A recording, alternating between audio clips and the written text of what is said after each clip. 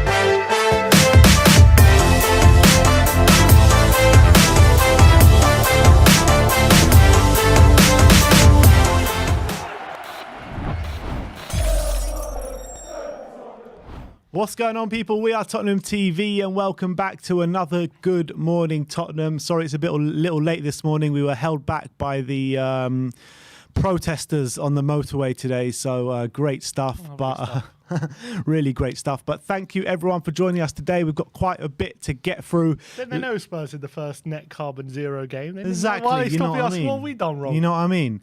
Come on, Spurs zero net carbon, you'll never sing that. But look, we've got to get to work. Come on. Exactly. Look, let's start off with the Tottenham Man United match preview. big game this weekend. They're dubbing it the El Sacico, but I don't think Nuno's anywhere near the sack, but Oli definitely is, in my opinion. How do you assess this game coming into it? How difficult is it going to be, and how up for it are Man United going to be for this one? Well, Varane looks like he's going to be fit.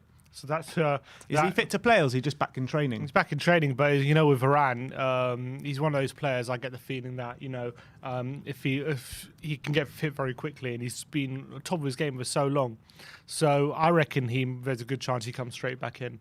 Rafael Varane, although they made that mistake with Maguire, didn't they? And put him in before he was ready, and he had a bit of a disaster against Leicester. Yeah. But look, I think Man United are going to want to, even if Ollie's in his last days, it still doesn't make this specific game any easier, in my opinion, because I don't think the players disrespect Ollie or are down tools on Ollie. I think Ollie has gone as far as he can when it goes to managing the group of players in terms of his actual ability as a top class manager to manage like big egos and things like that. But I think they all want to try hard for him. They all want to get the result for him. I just think against well-drilled sides like Liverpool, who are so good in the way they play, and they're so precise in exactly where everyone is and how intense they are pressing and exactly where everyone is moving forward in the forward line, stuff like that. Man United can't compete with that, but against us, they can. That's just the reality. They are going to be able to compete with what we can offer, unless we've dramatically improved our performance in the last week. They are going to be able to compete with what we have, and as long as they're on a level playing field with us on a tactical level, they've got much better players, and that's just the truth. So it's going to be a very, very difficult game. I think that they're going to also want to I'm not saying that they want to give like Ollie one last good result, but they want to try and fight for him a bit, I feel. They always do. I mean, how many times has he been on the brink of a sack and then they just turn it around and get a good result? I mean, they pull it out the bag. It happens time and time again with Manchester United. So I'm not reading too much into this Ollie business at the moment because... No, I think it's different now. I think they are... They might well be on the brink. You're saying it's different, but you're still saying they can still pull a result out. You're still saying... Yeah, against us. But I think it might well be that they get a result against us and have a go on another bad run against better drilled teams. Like they got Man City the following week. If they get heavily beaten again, which they might well do, then he really could be gone. But I think Spurs is probably a good game for them right now, unfortunately. Yeah, Spurs is a good game for anyone right now. Yeah, we're very easy to play against. We're very easy to defend against. We play everything in front of you. We're decent in transition, but if you don't get caught, then it's very hard for us to create chances. What I was saying is I'm not reading too much on this Ollie stuff because I don't really care what happens after this game. I'm just talking about this game.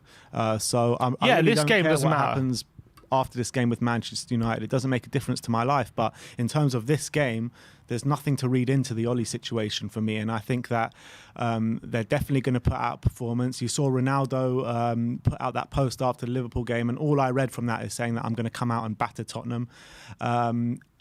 Rashford has also come out on social media and was talking about how embarrassed he was on the weekend. So they're all going to want to turn this around just for themselves. Never mind the manager. They want to do it for themselves and the football club at the end of the day. Yeah, it was an embarrassment last week. Absolute embarrassment. It wasn't just the defeat, but also the conduct of the players and stuff like that. They could have had about 3 red cards. They just completely fell apart. Should have had 3 red cards. Yeah, they were lucky on a lot of levels. So I think they're definitely going to look for a response. And the thing is, they have the players for a response. That's just the truth. So I'm definitely going to envisage a much better Man United performance, and we're going to have to up our game massively if we're going to get a result in this game. They're a good team. Like in terms of individuals, they got great individuals. That's our predicted lineup. Pogba obviously is suspended. Varane and Martial having Pogba suspended is a big one for me because he always performs against us, Pogba. Yes and no. It's a big one because they lose that bit of creativity in the middle for sure.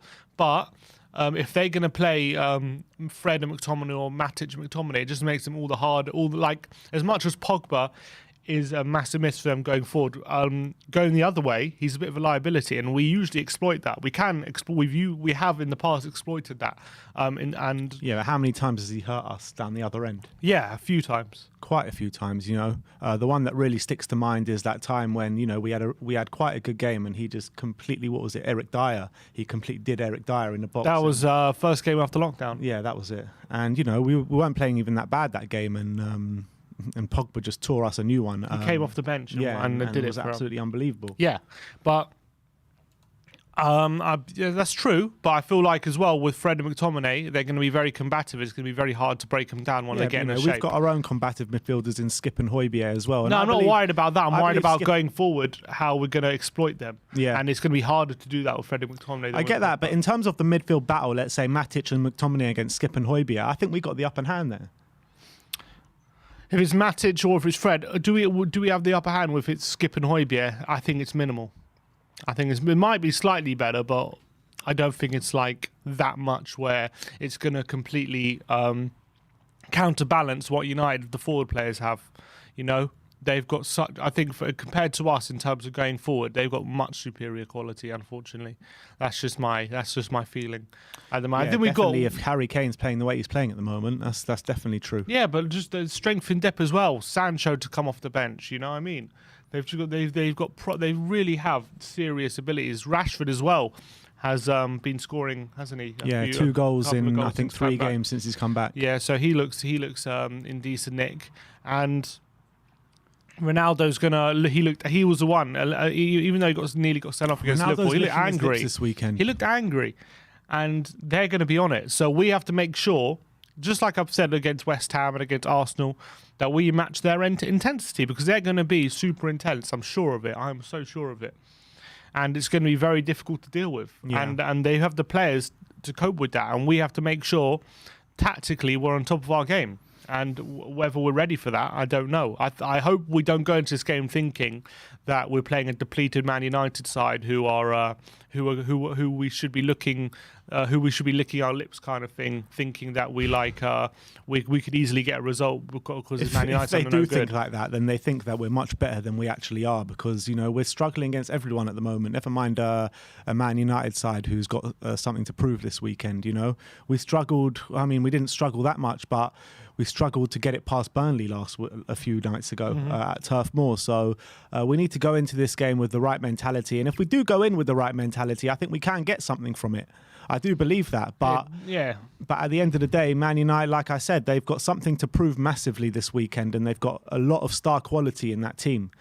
So it does worry me. It does worry me. But if you look at the form for these two teams coming into it, I mean, it's not too dissimilar. We've won actually more games in the last 5 games than Man United.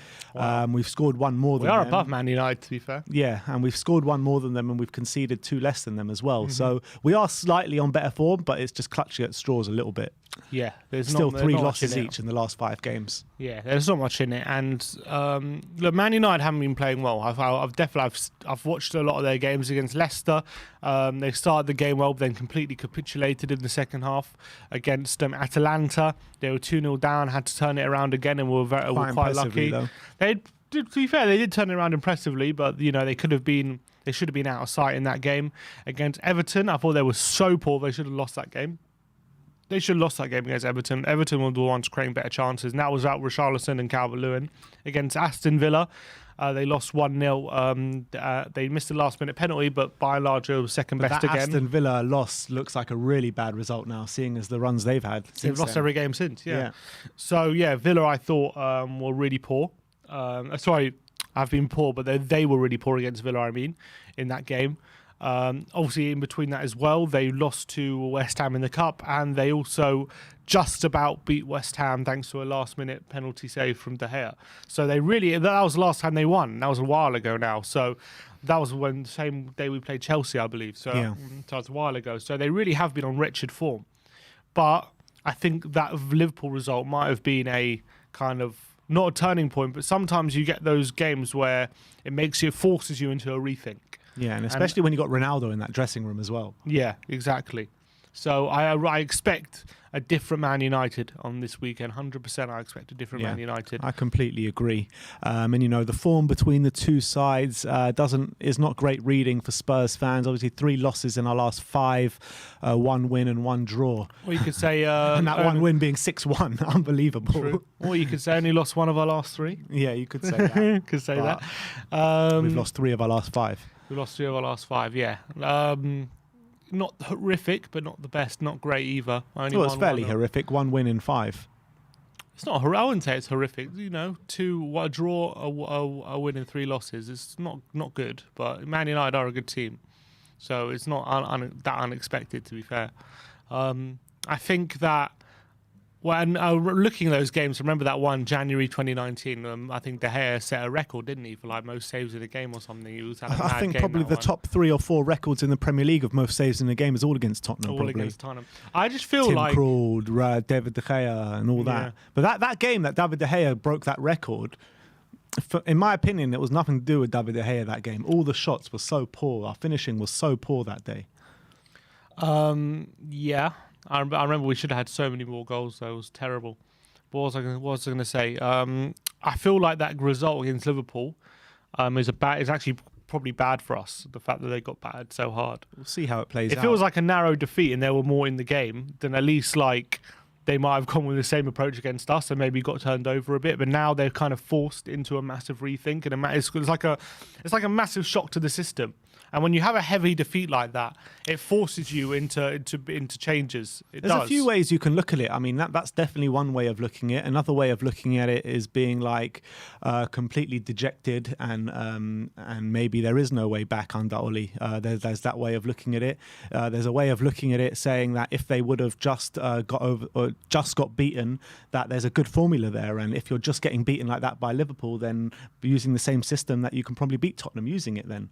There's a few different ways you can. No, not just getting beaten in terms of performance-wise. I mean, like result. For example, if Liverpool like missed all their chances but only scored 2 of them, you know what I mean? And they could have lost them all, but they only lost 2-0. Then it maybe I think okay, we lost 2-0 to Liverpool, but maybe we can go again with the same system. Mm-hmm. But because they got battered 5 and they scored all their chances, Liverpool, they can't. Go with a similar approach. I reckon because under Oli they played their best football when they're on the counter attack. They didn't do that on Sunday against Liverpool for God knows what reason. Yeah. And I worry that if they do that against Spurs, it could be a very good formula for them to get joy, because we could struggle with that. In terms of matchups, when you got like Romero up against Ronaldo, I back Romero in that fight. I really do. As much as Ronaldo is obviously one of the best players ever to play the game, and I don't think he's been terrible for Man United this season, despite a few struggles for a player of his standards. I think Romero, with his aggression and his lack of giving a crap, basically, about who the player is coming up against, and his ability to step in front of the strikers and his anticipation, I think he could be the best defender to face Ronaldo right now. Yeah, I'm really looking forward to that. The only thing I worry about is his partner. But the thing is with Romero, with the nature of how he plays the game, mistakes can be very close by. And if he does make one of those mistakes against Ronaldo, he's going to be there to polish it off. You know what I mean? Yeah. You can't make mistakes against Cristiano Ronaldo because he'll punish you for them. Correct, but on the flip side, if it was like Davinson Sanchez who would just stand off Ronaldo every time, that's a lot less effective. Yeah, I completely agree with you. I completely agree with that. I'd rather Romero on Ronaldo than any other. I'm talking about I'm not talking about the quality. I'm talking about approaches and how I'm saying, it risks a mistake, but at least you're constricting him. Risk versus reward. You know what I mean? At least you're constricting Ronaldo to maybe getting the ball running at you only once or twice a game rather than 5, 6, 7 times a game. You limit him to 1 goal instead of 3. Yeah, basically, like that's just what it is. You might make a mistake, but he'll make 1 mistake or 2 mistakes out of 10 times, whereas Sanchez will make 0 mistakes when in terms of anticipation and challenging for the ball, but he's going to have Ronaldo running at him 4, 5, 6 times a game, whereas Romero maybe will only have Ronaldo running at him once or twice a game, and that will limit him. Yeah. And that's exactly what we need. Completely agree. Yeah, I completely agree. I mean, but as you say, what worries us is the guy next to him, Eric Dyer. Most probably Eric Dyer anyway. And with Eric Dyer, you know, a mistake can happen at any time. A penalty can be given away at any time. Anything can happen at any time with Eric Dyer. Really. And also, what I do worry about is Romero and Dyer are very good, are decent, are good defenders, but in the air, are they the most dominant? I don't think they're like massive liabilities, and I think against most strikers in the league, they could definitely be aerially dominant. But when you're coming up against Ronaldo with his leap, I do worry a bit that he will get one. If we allow crosses into the box, he will get a couple opportunities from a header, because that's where I think Romero, as much as he's really good at anticipation. Worry about any defender in the Premier League in that sense, pretty much. Yeah, correct. But when you've got, for example, okay, I know they're on the same team, but Harry Maguire, I wouldn't worry about Maguire winning a header against Ronaldo. I reckon he can do it. But Romero is not. He's not the most aerially dominant defender. So if Ronaldo does get a run on him and they are getting crosses in the box, I do worry he might get 1 or 2 opportunities. To be fair, Dyer's not bad aerially. Yeah, he's good. He's got a good aerial No, he's presence. good, Dyer. Dyer is good, but up against Ronaldo, we'll see. Yeah, we'll see. But yeah, what you're saying about, I mean, I would even worry about Maguire coming up against a header with Ronaldo. I think. Look, Ronaldo can win a header against anyone. That's what I'm true. saying. But there's one thing. Ronaldo obviously can win a header against anyone, but there's also winning his ability when your defender isn't the most aerially dominant. I don't like when you compare our centre backs, maybe some of the other centre backs, Rudiger and people like that. In the Premier League, we don't have the most aerially imposing ones. Yeah. That's why he might find it a bit easier to win a header against our centre backs than maybe other ones. I'm hoping I'm wrong. I just get that feeling that's what might be his best course of action against Romero. In terms of where we're going to find joy, or how we can find joy, what's it going to be? Is it just going to be in transitions? Pretty much. That's what, especially if they play Fred and McTominay, that's the best way we're going to be able to create chances, because they're not the best on the ball. They can be we know they can when you press them, they're not the best technically when it comes to being press resistant and playing out of trouble. Especially Fred, his passing can get very bad if pressure gets too intense. We've seen that. So we're going to have to be super on it in terms of our pressing game and making sure that we're forcing the likes of Fred and McTominay into mistakes. And once we do turn the ball over, getting the ball very soon as possible to Lucas and Son or Kane, and try and create a chance, and Ndombele to try and create a chance in those turnovers. Because once United get settled, especially if Varane's back, Wan-Bissaka, one of the best one-on-one defenders, fullback in the league, Son is going to find it near impossible to beat him unless it's in a transition, I feel. Wan-Bissaka is so good when he's sitting back and there's a settled back line and he's not exposed. He's near impossible to beat. You can't get around him. Do you think maybe for this weekend, I know you're probably not going to agree, but maybe for this weekend, you do put a Harry Kane on the bench where he can change things, and have Son playing centrally to get him more effective, and maybe have Bergwijn on the left and Moura on the right? Yeah, what I said actually in the post-match fan show, that against this kind of opposition, where if United do play like they did against Liverpool and they look to dominate us, possession-wise, it probably would be the best course of action. The only thing is Bergwijn isn't in the best form. If he was in good form, it would be more and more convincing argument. Unfortunately, he's not doing it. So is it, if Bergwijn starts and then I guess he could start, and then he doesn't do it for an hour, you bring on Harry Kane. You could do that, but I mean, I guess it could work, because United could lead in the transitions. If we get the ball quickly to those quick forwards and spring on them, maybe that could be more effective. I guess it's true, and especially with the form Kane's in as well. It's just that would you leave out a player with the caliber of Kane when Bergwijn's not in form? That's the only thing. Unfortunately, if Bergwijn was in form, I'd be more convinced. But at the moment, I can't say it definitely would be the best course of action just because he's not playing that well at the moment. Bergwijn. Yeah, that's just reality. And it's definitely true. But Harry Kane's not playing well as well. But as well, Harry Kane can pull off something at any time. That's the saying. Kane with that caliber, you just know if he's on his game, you've got a bit. You know what he brings. Yeah, if he's on his game though. Yeah. With Bergwijn, even if he's on his game, you don't even know if he's definitely going to get a goal. Yeah, but at least what Bergwijn, what he's going to do, he's going to chase down the opponents, he's going to press, and he's going to work hard. You know what I mean? Yeah. With Harry Kane, you don't know if he's going to do that. Yeah, I guess that's true. So I think that maybe in a game like this, it might be worth doing that, where we'll have 3 forwards pressing the hell out of Manchester United and maybe trying to force them into a mistake or something like that. I think that's probably where we would find most joy if we were to play that kind of system. I understand that.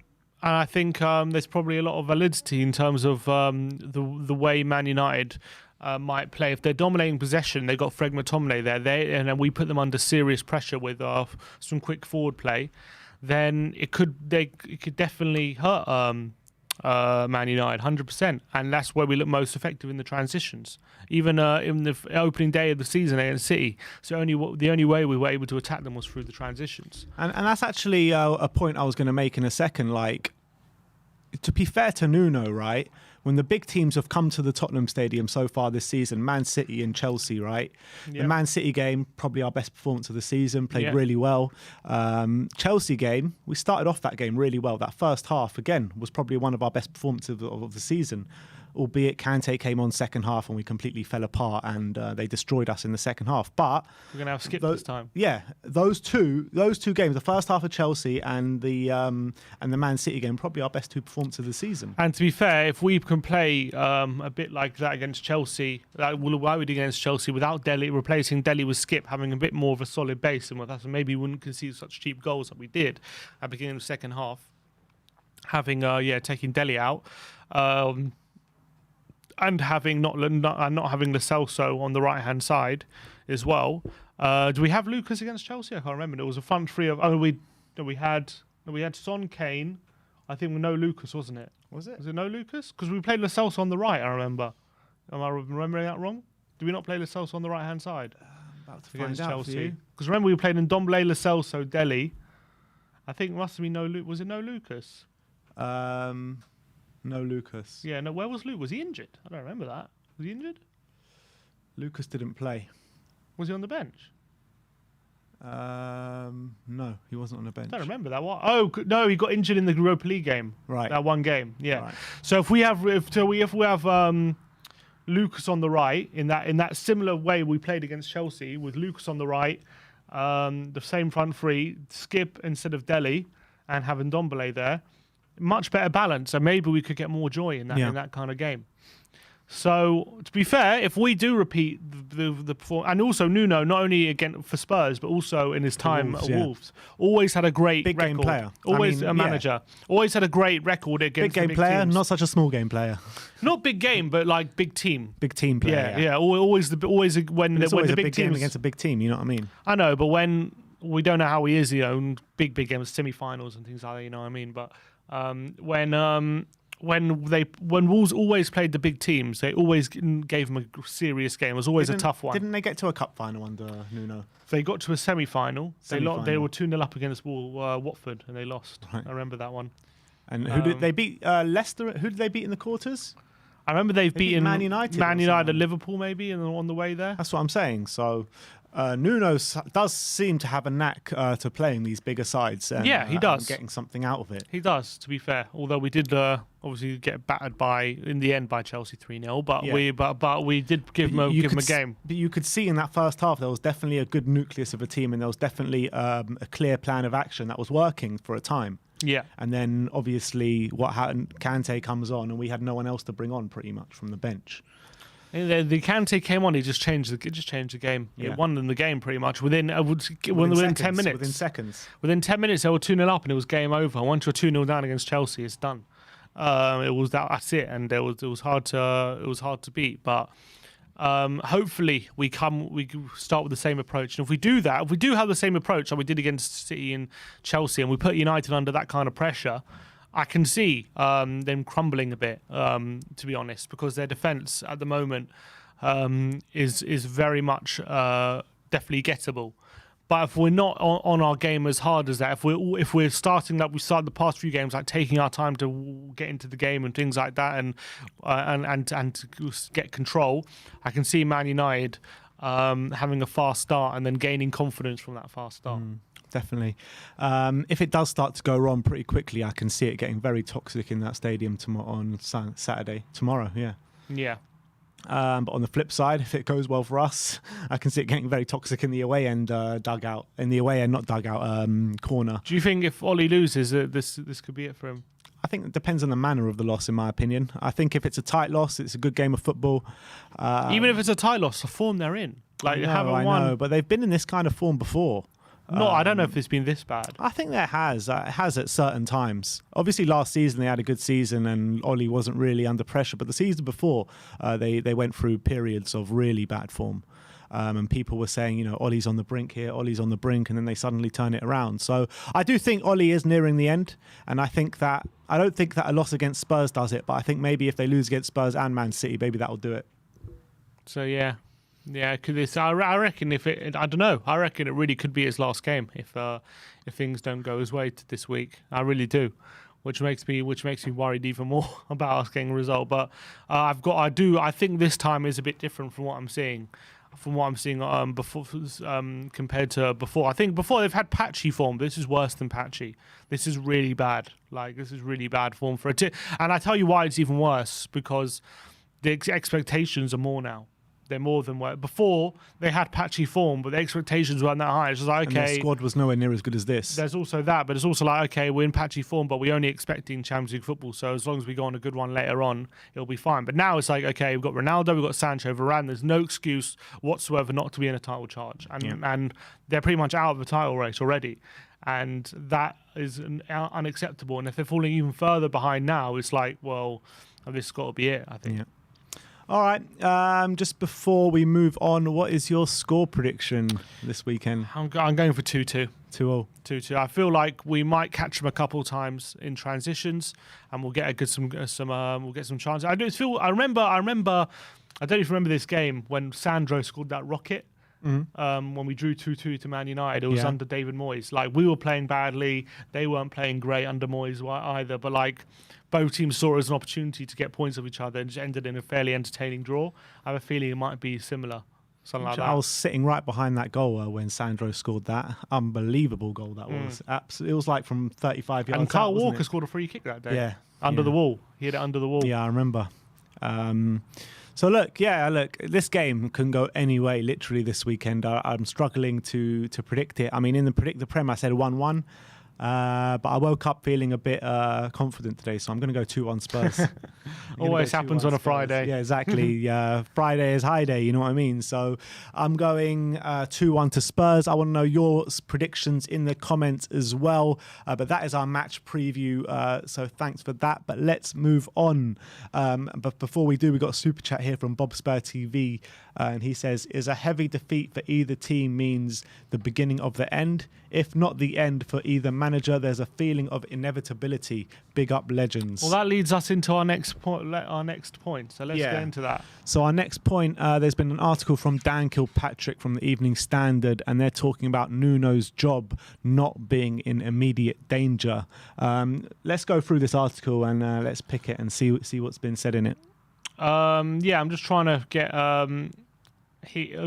to the root of the article. It says Spurs settled for Nuno, and truth be told, there's been little in his brief reign to suggest the initial reservations about his style and suitability for the job were unfolded. Both clubs cover Pochettino, although the PSG are unwilling to entertain interest in the manager.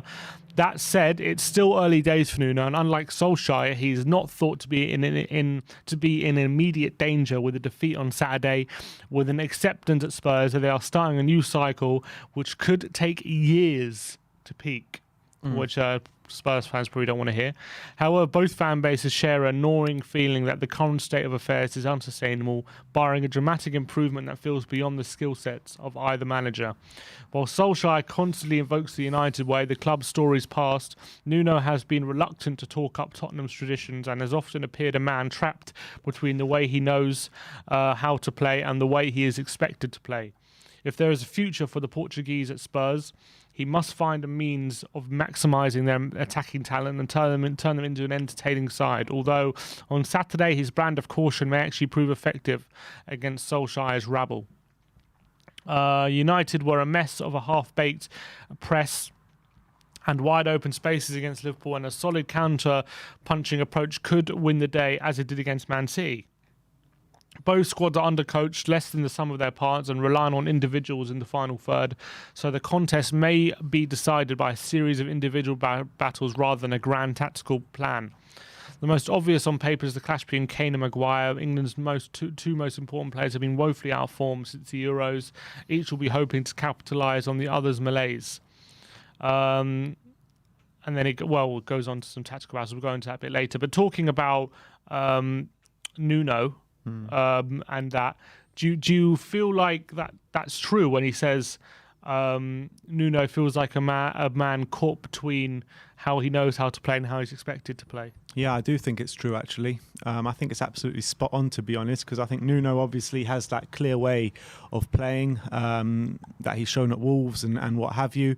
And it feels as though he is trying to appease maybe Daniel Levy and the fans in terms of the way we set up with the 4-2-3-1, 4-3-3. And it also feels as though like Nuno makes changes in the team when the fan base are like complaining about it and stuff like that. Well, to be fair, I know obviously Palace was a terrible performance, but what's been like our real awful performances have been when we kind of gone too attacking. Arsenal away. Comes to mind where we had Dele and Dombele in the centre, and that kind of front three as well. If Nuno didn't have pressure from the board, with Daniel Levy when he came out before Nuno, all the stuff he came out with Tottenham DNA and all this kind of stuff, and and it's the first thing he was asked about when he got the Spurs job as well, about Tottenham DNA. Everything's about this DNA. Everything's about attacking football. Everything's about free flowing football. But it's what you're saying about us being completely open when we're attacking. It feels as like he's not playing to his strengths, Nuno. That's not the way Nuno wants to play football, and he's being pressured to do it otherwise. And maybe we just need a manager that is, that's playing attacking football and free-flowing football and building from the back and pressing from the front is a manager that we need that has that in his forte, like Poch did. Yeah. And that's why everyone got a bit, even though we didn't know much about him, we all got a bit excited around Fonseca because at least we knew whatever was going to happen, we were going to play forward-thinking, progressive football. Yeah. And even if I'm sure even at this stage, he would get us playing better football than we are under Nuno. I don't know if the results would have been better, who knows, but at least the football would have been better. We know that for sure. At the moment, the football was dire, but... no pun intended. No pun intended. I heard this recently. I can't remember who said it. When I heard it, someone said that teams and clubs only talk about the club philosophy and the club way, or for example the Tottenham way, when they're losing, when things aren't going well. That's the only time these things are brought up. And no, I disagree. And when you're actually playing well, and I disagree. and when we were top of the league last year under Mourinho, I saw loads of people complaining on Twitter saying, "Oh, it's still boring. We're not creating enough," and all that kind of stuff. And we were top of the league at the time. Yeah. And they were digging into Jose about style of football and Spurs DNA and stuff like that. But they wouldn't be saying that if we won the league, would they? No, but we were top of the league. Yeah. And me and you were buzzing. We were top of the league, but there's still a lot of the fan base. About how boring it was and all that kind of stuff. Yeah, but maybe they're more complaining about it being not sustainable as opposed to not working. Maybe, but I don't think they were talking about sustainable football because, we all knew with the way Kane and Son were playing and the way they were scoring goals, the numbers that they were putting up, they wouldn't put it up forever. But I don't think that's what they were complaining about. They were complaining about the brand of football that they were seeing in front of them where, lack of creation, not scoring many goals, and just boring to watch. That's what they were talking about. And you think that if we were lower down the league but playing entertaining football, they wouldn't complain? there's a new age of Spurs fan that would complain, but the old age of Spurs fan wouldn't complain if we were playing good football. Because the old age of Spurs fan, they're used to seeing the 90s football, the 90s dross, and like a lot of these fans are saying that I'd prefer to be in the 90s, seeing us actually try and attack than seeing what's happening now. Who says that? A lot of fans take me back. Who says take me back to the 90s? I've seen quite a few people say it, actually. Really? Nah, it can't be a majority. It can't be any significant amount. I've seen quite a few people saying it just because of the style of play. People have been, I know it's more tongue-in-cheek than anything, but people are saying, take me back to the Ozzy Ardiles days when we got 5 or 6 up front. See how that goes. I don't know. I do feel like there is an element of it where people do say, people do bring it back to philosophy and the Tottenham way and all that kind of stuff only when things are going wrong or when you're losing, and it's kind of like it's like a cheap way to try and get people on side by saying the Tottenham way and stuff like that. I feel like it's we want to see open and attacking football, but I'm trying to think of the point I'm trying to make. It's like it's not something that's the be all and end all, basically, of when you're obviously we want to be entertained, but the Tottenham way, like what is the Tottenham way? Just being open and attacking, like what I think no people defense and all attack. Yeah, I think like I think people, all clubs get confused. Like what's the Man United way? Just attacking. Like what specifically is it? Like no, the Ajax. I think the only people who have like very specific like ways of playing are like Ajax and like Barcelona and those teams, like very hyper, like tiki-taka kind of specific. Like in terms of Tottenham and Man United, like what specifically makes it Tottenham or United? What's the difference between Tottenham's way and the Man United way? The reason why people called the way Pochettino plays football the Tottenham way is because of the way the football that was, I know it's a long time ago, I'm going to take you on a bit of a history lesson, but in the 60s and the 50s when they created that push and run style of football that Tottenham brought into this game. I know it was maybe I'm talking about the English game here, not worldwide football. I know it was probably brought in by Ajax or someone like that, but Tottenham brought this football to England, and that since then has been called the Tottenham way of playing football. And under Pochettino, it was a very similar style of football to what it was back in 60s when we won the league. So that is what people call the Tottenham way of playing football. You saying Pochettino's was very similar football to how we played in the 60s? Push and run, yeah. It was very different, surely. What's very different? Football's it's very developed. different. I know football's developed, but yeah, come on, push and run is like the crux that's of the just matter. playing 1-2s. Like that's not, you know what I mean? What do you mean? It's just playing 1-2s? That's what push and run is. You play into feet and then you make runs. It's attacking full throttle football. That's what it was when we played in the 60s, and that's what it was under Pochettino. Football's developed Yes, now. You can't play the same way. You can't play the same way you played in the 60s. Look, of course, it's not exactly the same way of playing the 50s, but it's the same nucleus. But what? Okay, so I don't know. We were quite defensively solid under Pochettino. It wasn't just full throttle football all the time. Yeah, we were defensively solid, and we were just so exciting. So it exciting. was because the high pressure. So exciting to more watch. like a pressing kind of intense system of playing, more about physicality, more about hard running, which is why when the team started to get drained, it was difficult to keep up because it's so much about physicality, not just about attacking. That's how it was possible. So, like, I don't know, was it like an updated Tottenham way? Was that what it was, or like? Yeah, exactly. What's the Man United way? What is that? I don't know what the Man United way is. What's the West Ham way? West Ham to get battered everywhere you go. That's the West Ham way. So I don't know. I find it hard to like. People just like to see their team win. I feel like that's just like what it is. And then once you're not playing well and you're finding it hard to create chances, people always say like, "Oh well, we need the Tottenham way back, or we need this way back." And I feel like it can get lost a bit. All these things to a certain extent, but look, to a certain extent. But Tottenham have always, pre Daniel Levy played attacking football pretty much. Always. Every Spurs team since then had one of these players, had loads of these players that you want to watch, get down on the football, play exciting football, so unpredictable. And that's what the Tottenham DNA is. And that's what the Tottenham DNA is. And since Daniel Levy has come to the club, you know, we've had managers like George Graham. Well, George Graham was before Daniel Levy, I take that point. But post that, you know, you had George Graham, you had Juan de Ramos, the two managers that won us trophies, funnily enough. The Tottenham way, Nuno, I Jose. see Harry Redknapp being more of the Tottenham way than Pochettino. Harry Redknapp definitely was, because he was literally gung ho.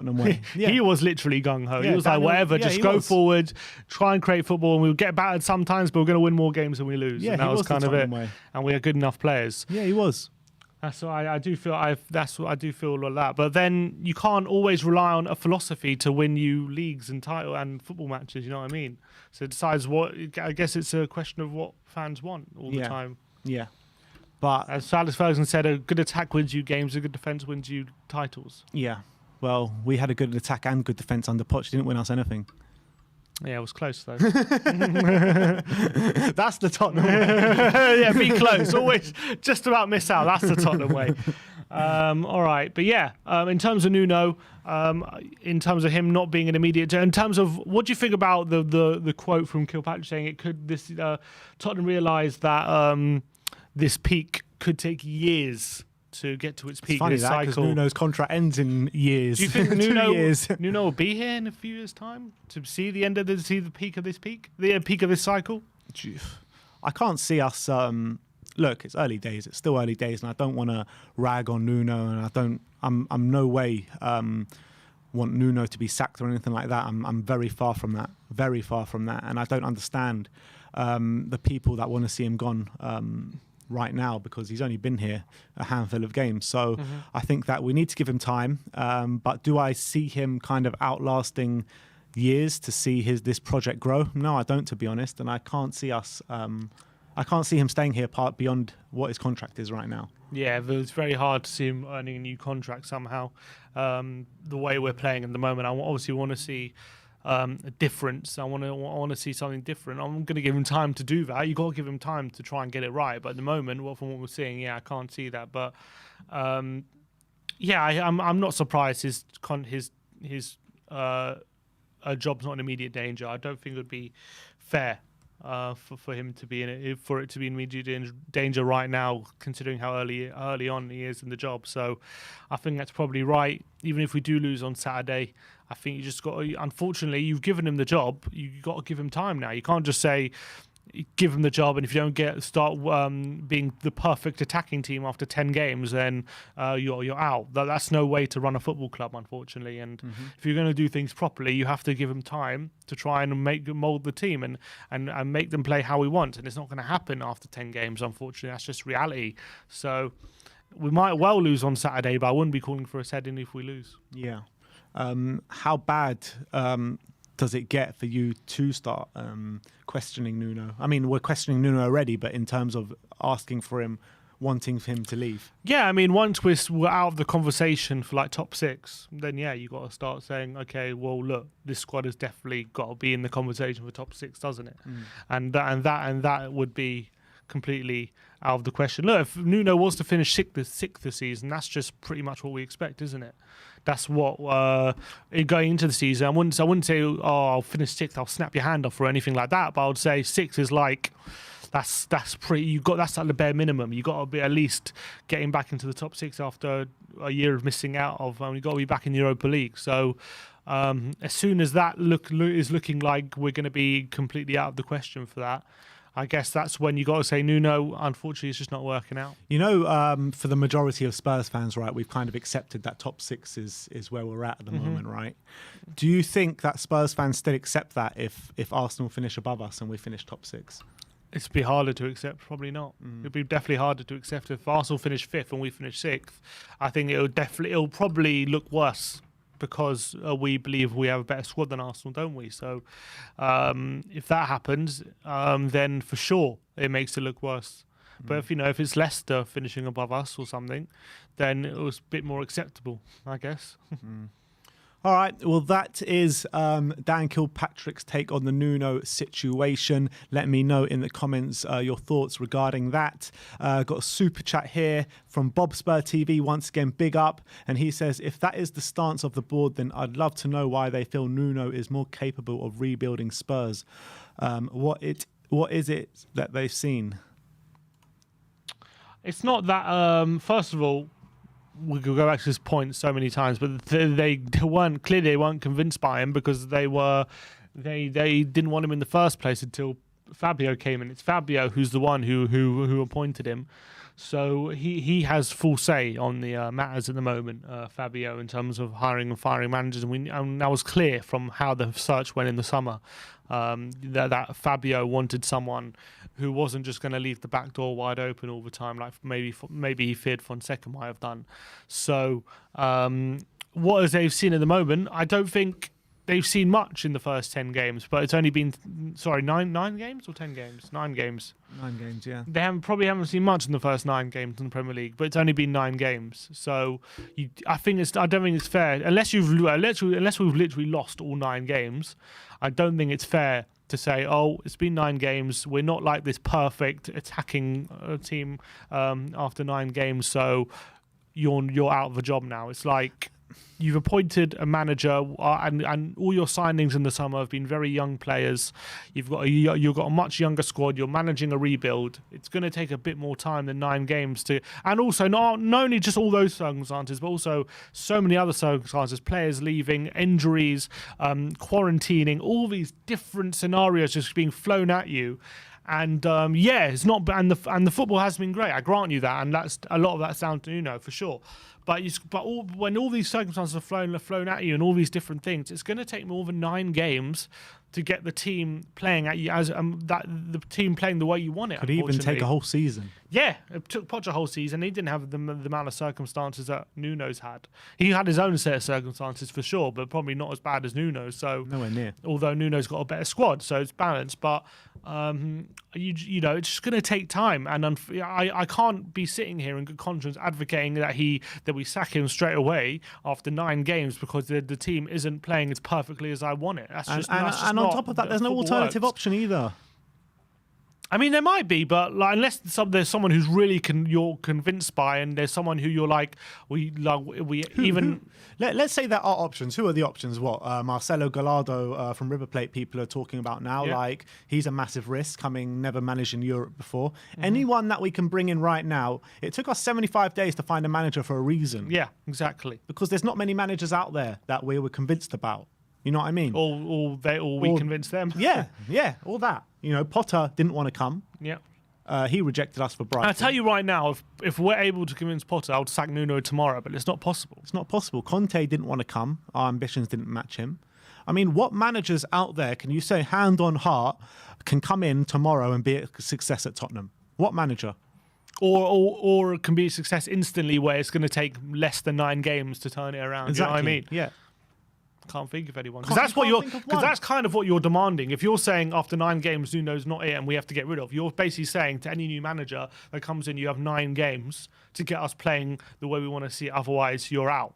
That's what you're saying. Yeah. What manager can come in right now and in 9 games time turn it around like completely, so we're playing this attacking football? I don't know who that is. I think Potter could. Potter probably could be that manager. I honestly think that, but I don't think that's possible. Like, I don't know who else. I don't think Potter will turn it around straight away. I think he would need time to implement his ideas, time to weed out the bad eggs and all that kind of stuff. It wouldn't be perfect, but I reckon within 9 games you'd see a difference. I don't even think if Poch was to come in, you would see it working straight away. I think Poch would need time again. You know, I agree with that. No, they look. Potter would need time. Poch would be time. But I think what I'm saying is, if Potter came in, I reckon you would immediately, within 9 games, see a difference in the way we play. Might not be perfect. We might not be winning every game and playing this perfect attacking football, but you would 100% see a big difference in the way we play. Nuno we haven't seen quite a massive difference yet. Although I do see small differences from how we used to play under Mourinho. We're not as deep as we used to play under Mourinho. Look, there are differences, but we're talking not what we like. Exactly. Yeah. And with Nuno, whatever you want to say about Nuno, the last 3 games have been a lot better than the 3 games prior to that. So we're seeing developments in the team at the moment. Yeah. So we're getting better, albeit very slightly. Under Nuno, we're a bit more higher up the pitch. We like to win the ball a bit more in the center of the park rather than a bit deeper. We're not as deep as we were under Mourinho. It's definitely what I'm seeing. And when we do get into the transitions, we've got them a bit higher up the pitch than when we did under Mourinho. So once we start getting that right, like the amount of openings against West Ham, we should have been carving them open, and we did a few times, and we should have definitely taken advantage of the openings we made.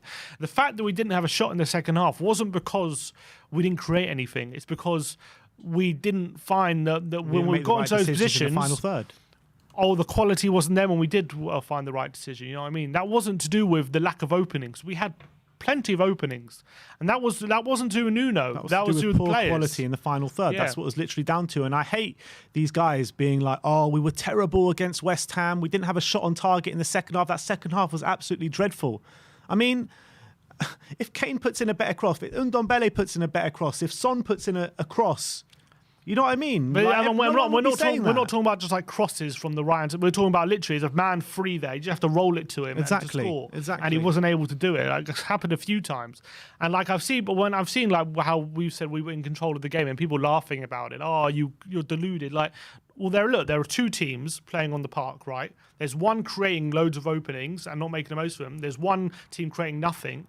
And then that team who creates nothing gets a lucky goal from a set piece. But I'm saying that team who were creating all the openings had control. And we lost and were unlucky in those last 15, 20 minutes of the game where we created nothing. We didn't have control of that situation, correct. But before that, for the first 70 minutes or so, we did have control. We didn't take advantage of that. And that's just reality, in my opinion. Yeah. I completely agree with that. Completely agree. We got a super chat here from Faz Radfar saying Nuno has shown he's capable of learning and improving. Do you agree with that?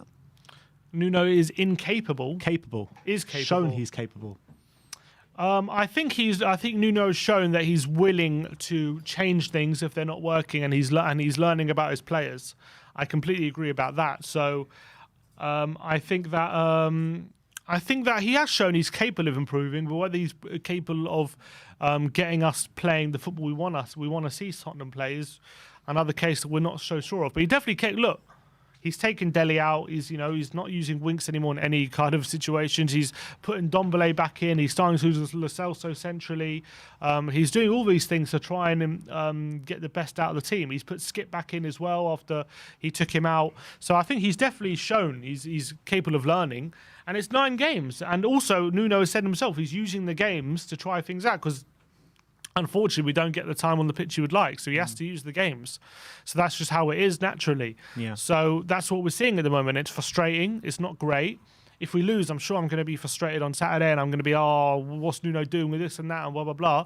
But the reality is, they've appointed him with a rebuild with a young squad and all these circumstances. It's going to take more than 9 games, and that's just reality. And he's won 5 of them. Look, it's not like he's lost all of them. He's won 5. At the end of the day, right? Table stands, we're 6th best team in England right now. As points go, yeah.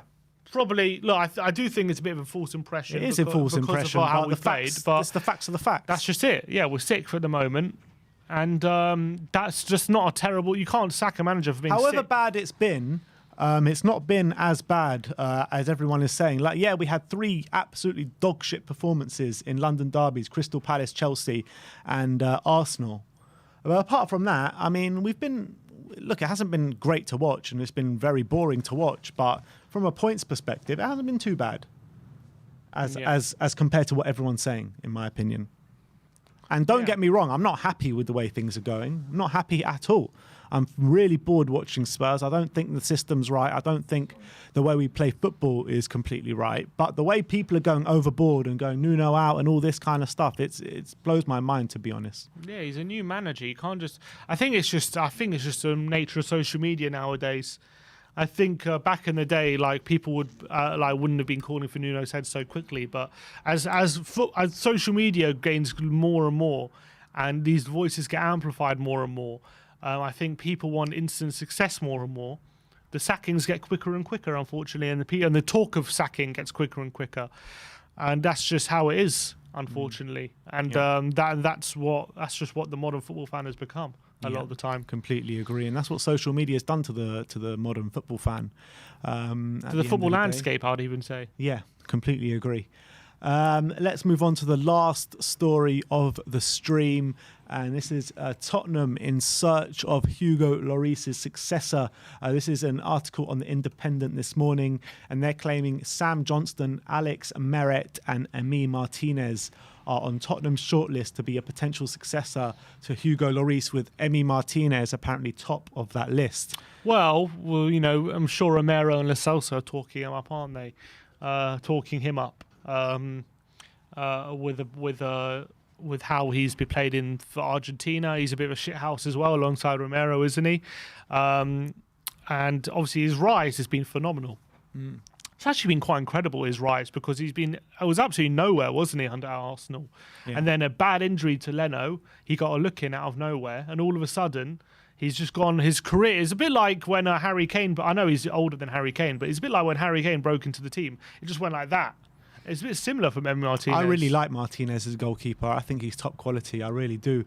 And before Arsenal sold him, I was saying that he's better than Leno. And I don't know why they stuck by Leno instead of him, someone that's come from the academy. Because the reason why is because Leno was their number one, and Martinez only got a look in because because Leno was injured. So they can't just throw their number one under the away because but surely if a player's playing better, because he took Leno out the team for a certain amount of time at one stage, and then Martinez and then Leno got it back off him at some stage. I don't know why. And they decided to go for Martinez. They'll be regretting it now for sure. They'll be regretting it. They're regretting it probably last season, but I actually think Ramsdale's done pretty well for them since coming in. Yeah, he has. Has early days. Early days. but no, he has done pretty well. But look, Martinez, the only thing is, because he's at Villa, it's harder. It's just naturally nowadays in this current football landscape where basically every team of Tottenham's level, like Villa, Everton, Leicester, they're all basically trying to knock us out of the top six. If you're looking at the top six, right, as much as everyone likes to say, Tottenham out of the top six now, like in big six clubs, we are, unfortunately, for everyone, we are probably still there, just about clinging on by the skins of our teeth, because we've been a top six club for 10 years in a row, except for last season. You got to have respect for that. So if you're looking at the top six, though, we're one of the most vulnerable teams there. Mm-hmm. So Villa will see us as like, okay, if we're going to get into that top six, we're going to knock out Tottenham.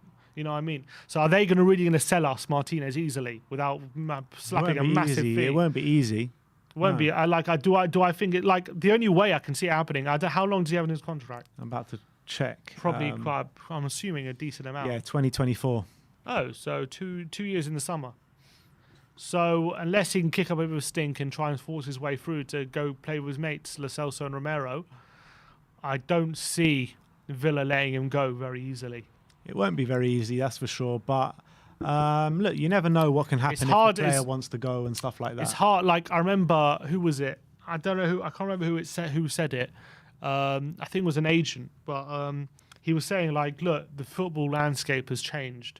If back in the day, in 2008, 2010 even, if Man United wanted to sign a player from Tottenham, right, they'd just go up to him and say, look, we want your player and we can get the deal done. Now those kind of deals are near impossible unless certain factors are factored in. Those situations are near impossible, and I feel like that is now going to have a trickle down effect to the rest of the league. Whereas before it was very easy for us to go to Aston Villa and say we want this player and we could get a deal done. Now it's going to be very difficult, a lot harder, and I would say it's like 90% impossible to get deals like that. You reckon that far? Yeah, that high? It's that high. Unless not as in for a fee that we would want to get him for, in my opinion. Obviously, if we massively overpay for him, it's possible.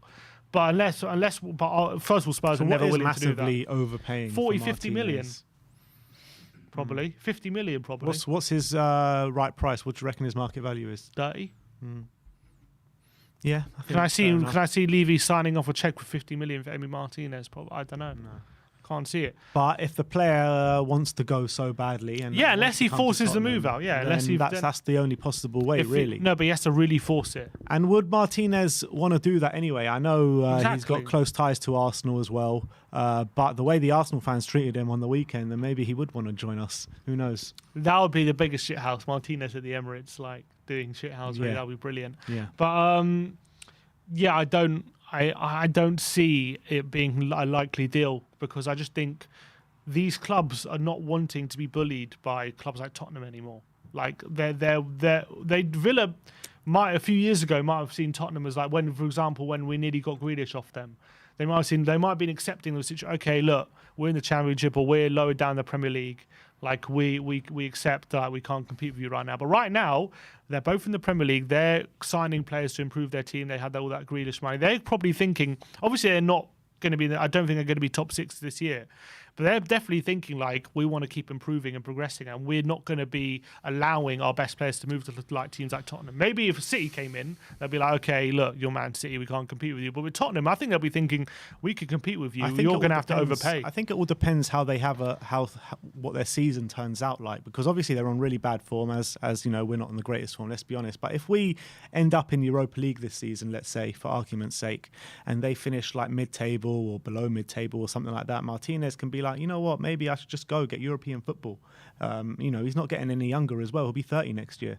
Yeah, but keepers, they last. I know keepers last longer, but you know, still 30 years old. I still think that even if we finish 6th and Villa finish 10th, the next season they'll be thinking what our goal is top 6. That'll probably be their goal. Yeah, for the following but if season. we finish 6th, our goal will be top 4. Yeah, of course, but Villa will be feeling that they can knock us out the top 6, so they're not gonna very easily deal with us. Yeah, but I'm not thinking about what Villa are thinking. I'm thinking what Emi Martinez is thinking. Yeah, but we've seen this summer, you know, with the Kane situation, that it's not purely just down to the player. The club as well have got their price, and if we don't pay that price, then it's going to be very hard to get him away. Yeah, and unless Martinez literally like refuses to play and train, which we all bashed Kane for this summer. So, what we're going to advocate other players do that? Is that what we're going to do? Yeah. You know what I mean? Yeah, we are. So, what morals do we? What standing do we have? We're advocating other players do that and then bashing Kane for doing it. You know what I mean? Mm-hmm. So that'll be a bit hypocritical, in my opinion. So, I don't know if he'll do that because Villa gave him a good opportunity to progress, and they're a decent team. So, yeah, I don't know if he would do that, just refuse to play. And refuse to. I don't think he would refuse to play. Look, if we want when he gets into his last year of his contract, if we want to get 2 years' time, if we want to get a keeper from one of those teams, we're going to have to pay the money. That's just what it boils down to. that I agree with, and that's why I'm saying it's 90% unlikely because we're not going to overpay, and they're going to force us to overpay. Yeah. So that's why I don't see us getting Martinez anytime soon, unless he rolls his contract down and he goes to a year and he tells Villa, look, I'm not going to sign a contract. And then there's an opening. In terms of the other goalkeepers on this list, Sam Johnston, Alex Meret. I don't know who Alex Meret is. Plays for Napoli, I believe. Alex Meret, doesn't he? Does he? I haven't heard. I don't know who that is. Is that Napoli keeper? Yeah, Napoli's number 1, yeah. How old is he? He's 24. Oh. Where is he? Italian? He is Italian, yeah. Interesting. I have to do my research on him. His market value is 16.2 million on footy. 24 is a good age for a transfer keeper. market. Obviously, someone says, why not keep Galini? Yeah, Galini is... the thing is, with this guy's market value, in 2019, he was worth 27 million, and now he's worth 16 million. His contract expires in 2023. Okay, so last year, of his contract, he's one. Sam Johnston, I don't mind him, but I don't think he's a goalkeeper who I'm convinced can be our number 1. Then again, I might have said the same about Ramsdale for Arsenal. That's exactly what I was about to say. But I don't know. I think Johnston isn't the same caliber as Ramsdale, in my opinion. But Johnston contract runs the end of the season. Oh, that's probably why we're interested in him. Yeah. Free transfer. Yeah. I don't know. I don't think for me, Johnston. Don't know. Not for me. Where is he still at? West Brom. Yeah, he's still at West Brom. Yeah. Yeah. And he was at Aston Villa, wasn't he? He was. Yeah. And Man United. All right. Well, look, that's the kind of... Any other keepers that you'd be interested in to replace Hugo Lloris? What keepers would I be interested in to replace Hugo Lloris? What about someone like Keylor Navas? Obviously, they got From Donnarumma PSG. there. I would take him, but then again, you're probably in the same situation in a few years' time. But yeah, as a short-term solution, I think he's a fine keeper, Keylor Navas. I really do. I rate him. Do you think Keylor Navas would come to us? If we're in Europe and there's no one else coming in for him, but he's on big wages, so it's going to be difficult. Yeah. Nick Pope. Pope. Brian Daigle says Henderson. A few people Dean saying Henderson. Onana or Meslier. Henderson's not bad. I would take Henderson. I don't think I'd want Meslier. He's still a bit young. He's still very young. he He's looks very that. talented. He's a very talented keeper. He's Mark still very says young. bring in Navas with Van der Voort as a long-term replacement. But I'll tell you what, Van der Voort in Football Manager turns into an absolute worldie, so I wouldn't say no. Interesting. Yeah, it's a good point. Navas is older than Lloris. He's older than Lloris, is he? Yeah. Well, then there you go. Keylor Navas is 34. How old is Lloris? So is he 35, Lloris? Lloris is 34 as well. Oh, they're the Okay. same age. Okay. Nick Pope, maybe? I'm not sure about Nick Pope. I mean, he can't even get in the England team ahead of Pickford. Yeah. All right. All right, well, that is the goalkeeping situation, apparently, that we are looking for that Hugo Lloris successor this summer.